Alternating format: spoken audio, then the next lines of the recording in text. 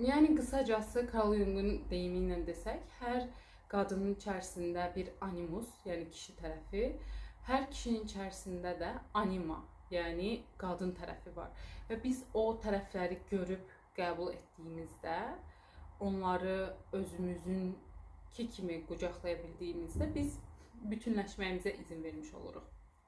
Bu səbəbdən də, yəni mənim də hal-hazırda o proseslə işlədiyim üçün, hansı ki bu yuxunu görməzdən 3 həftə əvvəl öz animusumu tanımaq və onu öz həyatıma inteqrasiya etmək üçün çalışma edirdim. Və bu çalışma əslində daha çox yön tapmaqla bağlı idi. Çünki çox yönlüyəm eyni zamanda və bir tərəfə yönəlmək həqiqətən çətin olur elə insanlar üçün.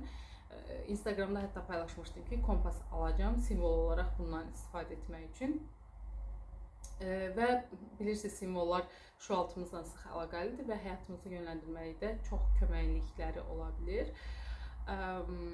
Və bu səbəbdən də özümü həmin yuxuda kişi obrazında görmüşdüm.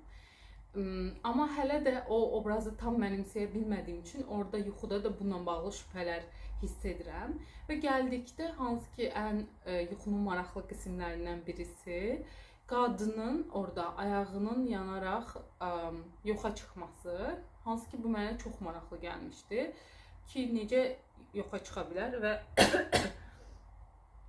və bu niyə baş verdi. Və bunu araşdıranda, hansı ki